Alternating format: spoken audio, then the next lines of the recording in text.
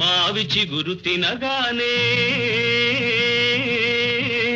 కోవిల పలికేనా మావి చిగురు తినగానే కోవిల పలికేనా కోవిల గొంతు వినగానే మావి చిగురు తొడిగేనా కోవిల గొంతు వినగానే మావి చిగురు తొడిగేనా ఏమో ఏమనునో గాని ఆమని ఈవని మావి చిగురు తినగానే